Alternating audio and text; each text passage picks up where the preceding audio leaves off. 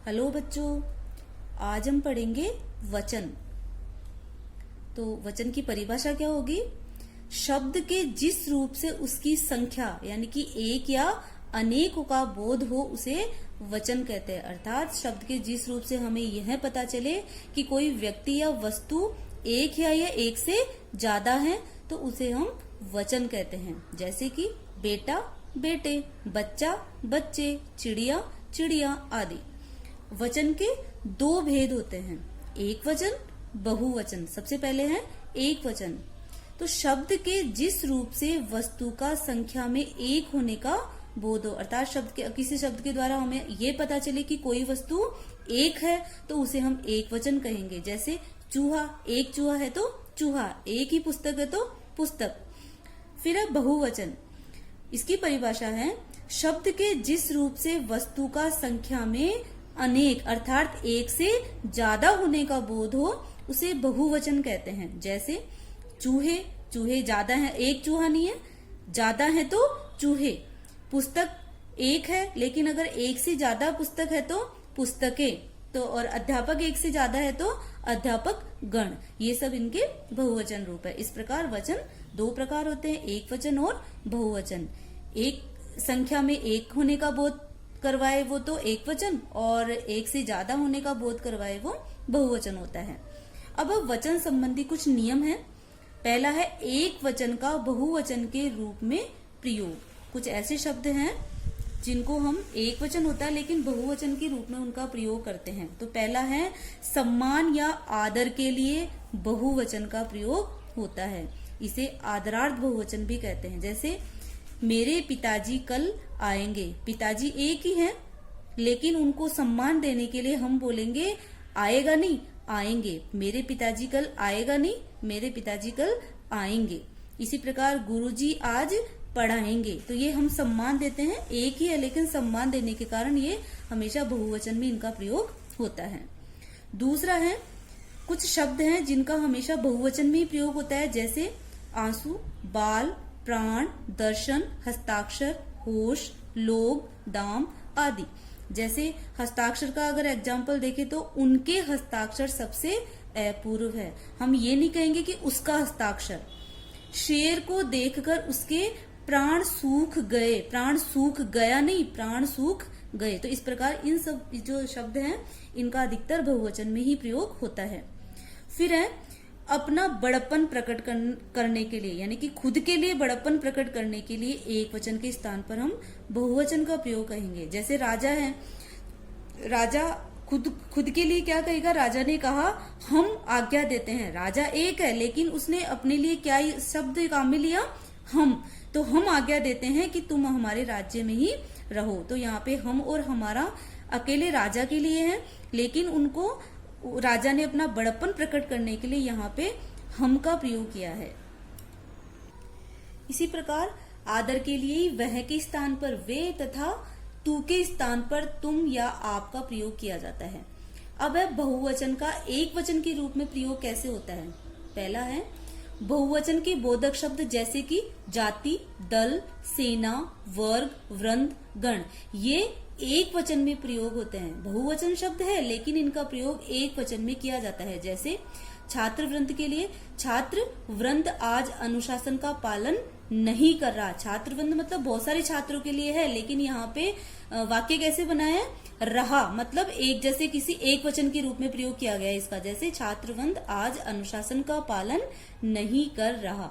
इसी प्रकार युवा वर्ग, युवा वर्ग में बहुत सारे युवा होते हैं लेकिन हम कहते क्या हैं? युवा वर्ग जोशीला होता है। तो इन ऐसे शब्द, कुछ ऐसे शब्द है जिनका बहुवचन के बोधक है लेकिन उनका एक वचन के रूप में प्रयोग होता है। फिर दूसरा व्यक्तिवाचक, भाववाचक एवं धातुओं का बोध कराने वाली जातिवाचक संज्ञाएं। कौन कौन सी? व्यक्तिवाचक, भाववाचक संज्ञाएं और धातुओं का अर्थात द्रव्यवाचक जो संज्ञाएं हैं। ऐसे जो बोध कराने वाली जो जातिवाचक संज्ञाएं हैं उनका एक वचन में प्रयोग होता है। जैसे सोना महंगा है। तो यहाँ पे सोना क्या है? द्रव्यवाचक है, संज्ञा है, और इसके लिए प्रयोग क्या किया है हमने? महंगा है। तो यहाँ पे महंगा क्या हुआ? यहाँ पे एक वचन के रूप में सोने का प्रयोग किया गया। झूठ सदा पराजित होता है, तो झूठ का भी प्रयोग कैसे किया गया है? एक वचन के रूप में।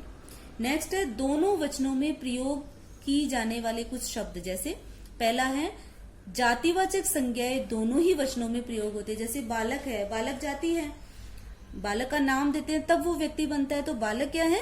जाति। तो बालक जाति का हम दोनों रूप में प्रयोग कर सकते हैं, जैसे बालक खेलता है और बालक खेलते हैं। नदी लंबी होती है, नदियां लंबी होती है, दोनों को हम दोनों ही वचनों में प्रयोग कर सकते हैं। इस प्रकार नेक्स्ट है ए, ई, बड़ा ई, उ, बड़ा उ, ए, ओ और औ से अंत होने वाले जो पुल्लिंग शब्द हैं, जब इनके साथ कारक चिन्हों का प्रयोग नहीं होता तब उनके एक वचन और बहुवचन के रूप एक समान होते हैं। जैसे विद्यार्थी लिखता है, एक वचन है, और बहुवचन के लिए भी हम विद्यार्थी के लिए विद्यार्थी ही बोलेंगे और क्या बोलेंगे? विद्यार्थी लिखते हैं। कारक चिन्ह का प्रयोग करने पर इसमें क्या परिवर्तन होगा? विद्यार्थियों ने लिखा। कारक चिन्ह का प्रयोग नहीं होता है तो एक बहुवचन में होगा, लेकिन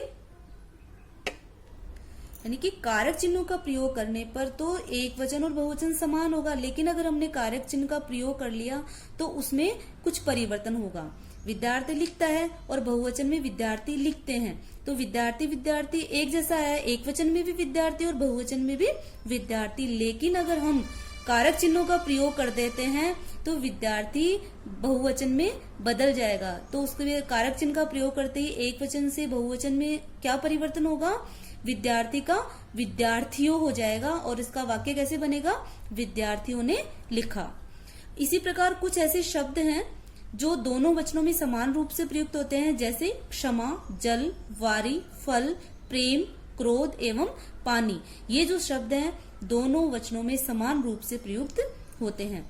अब वचन परिवर्तन के नियम। तो वचन परिवर्तन करते समय बच्चों हम ये देखेंगे कि कुछ शब्दों में तो कारक चिन्ह, कुछ जो संज्ञा शब्द है उनमें कारक चिन्हों का प्रयोग होता है और कुछ में नहीं होता। तो कारक चिन्हों का प्रयोग अगर नहीं होता है तो वो दोनों वचनों में एक समान से रूप से प्रयुक्त होंगे, लेकिन अगर कारक चिन्हों का प्रयोग होता है तो वो दोनों में अलग अलग रूप से प्रयोग में लिए जाएंगे। इस प्रकार कारक चिन्हों के प्रयोग के आधार पर हम इन्हें दो भागों में विभाजित कर सकते हैं। पहला है जब शब्दों के साथ कारक चिन्ह नहीं लगते हैं और जब शब्दों के साथ कारक चिन्ह लगते हैं। तो पहला हम पढ़ेंगे जब शब्दों के साथ कारक चिन्ह नहीं लगते हैं तो उनमें परिवर्तन कैसे होगा। तो कुछ ऐसे शब्द हैं जिनका अंत ए, ई, उ, ए, ओ और औ से अंत होता है, वो पुल्लिंग शब्दों के साथ कारक चिन्ह नहीं लगते हैं, तब इनका जो प्रयोग है वो एक समान बिना किसी परिवर्तन के होता है। जो शेष जो शब्द हैं जो परिवर्तन होते हैं उनमें कुछ परिवर्तन के साथ उनमें परिवर्तन किया जाता है। तो सबसे पहले हम पढ़ेंगे ऐसे शब्द जिनके साथ कारक चिन्हों का प्रयोग नहीं होता है। तो पहला है ए आकारांत पुल्लिंग शब्दों के स्थान के अंतिम आ के स्थान पर ए हो जाता है। ए कब होगा? जब आकारांत जो पुल्लिंग है उनके शब्द में, आकारांत का मतलब जो शब्द के अंत में आ आए तो वहां पे ए बन जाएगा। जैसे बेटा का बेटे, भाला भाले, तोता तोते आदि। लेकिन कुछ ऐसे शब्द हैं जिनका एक वचन तथा बहुवचन में समान रूप से प्रयोग होता है, जैसे पिता, मामा, नाना आकारांत है लेकिन फिर भी बहुवचन में समान रूप से प्रयोग होगा। पिता, मामा, नाना, चाचा, नेता, राजा, योद्धा आदि। उसके बाद आई कब बदलेगा? ए अकारांत स्त्रीलिंग शब्दों के अंत में अगर ए के स्थान पर यहाँ पे क्या हो जाएगा? ए। जिनमें कारक चिन्हों का ऐसे शब्द जो ऐसे अंत हो रहा है लेकिन और स्त्रीलिंग शब्द है तो वहां पे इसको परिवर्तन बहुवचन में परिवर्तन करने के लिए ए कर देंगे। जैसे नहर का नहरे, किताब का किताबें, सड़क का सड़कें, गाय का गायें, बहन का बहनें। नेक्स्ट है आ और ए कहाँ पे लगेगा? जहां पे आ, उ, बड़ा उ और ओ इनसे जो अंत होने वाले स्त्रीलिंग शब्द हैं उनमें भी ए लगेगा। जैसे कला कलाएं, आ से अंत हो रहा है इसका, गऊ औ लग रहा है और यहाँ पे क्या बन जाएगा? गोए। अध्यापक अध्यापिकाएं, कन्या कन्याएं। इसी प्रकार जैसे वस्तु वस्तुएं, वधु, वधुए। तो बच्चों यहाँ पे ये ध्यान देना है कि अगर बड़ा उ है तो जब उसको हम बहुवचन में बदलेंगे तो बड़े उ के स्थान पर वो छोटे उ में बदल जाएगा, जैसे वधु का वधुए। इसके बाद है या कब लगाया जाता है? ईकारांत अर्थात ई से अंत होने वाले शब्दों में या लगाया जाएगा, जैसे रीति, रीतियां, तिथि, तिथियां। और यहाँ पे क्या होगा, जो बड़ी मात्रा है वो छोटी में चेंज हो जाएगी, बड़ी की मात्रा छोटी में चेंज हो जाएगी। सखी, जैसे कि सखी, सखियां, घड़ी, घड़ियां, मिठाई, मिठाइयां आदि। फिर है चंद्र बिंदु। या से अंत होने वाले स्त्रीलिंग शब्दों को अनुनासिकांत अर्थात या के स्थान पर या कर दिया जाता है, अर्थात चंद्र बिंदु लगाकर कैसे बहुवचन में परिवर्तन करेंगे? जो इया है उसको हम या के स्थान पर या लगा देंगे, जैसे बुढ़िया, बुढ़िया, चुईया, चुईया, ऐसे।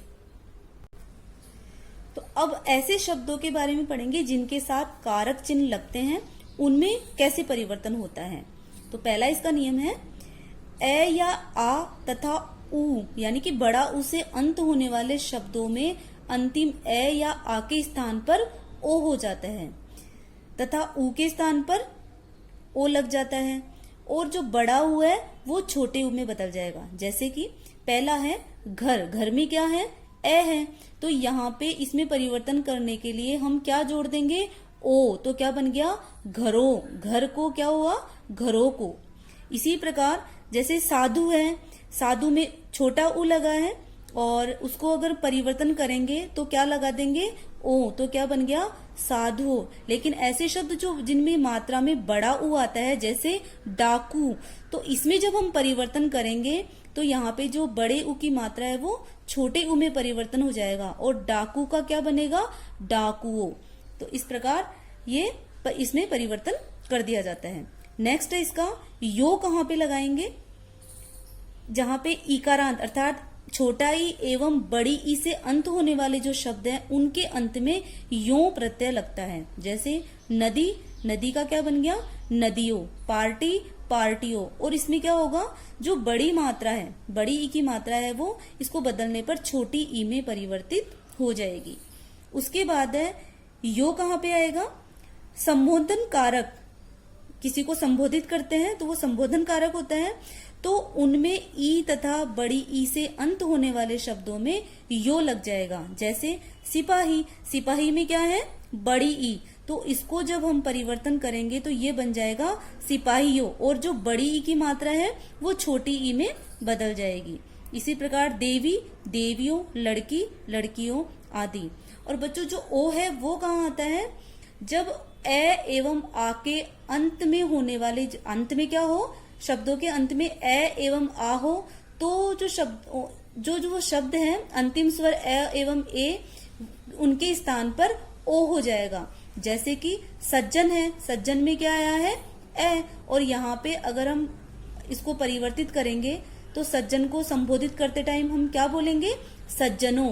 पुरुष का पुरुषों, लड़के का लड़कों, बछड़े का बछड़ों। तो इस प्रकार अपना ये था एक वचन से बहुवचन में कैसे परिवर्तन किया जाता है। तो बच्चों वचन का जो टॉपिक अपना यही खत्म होता है। Thank you.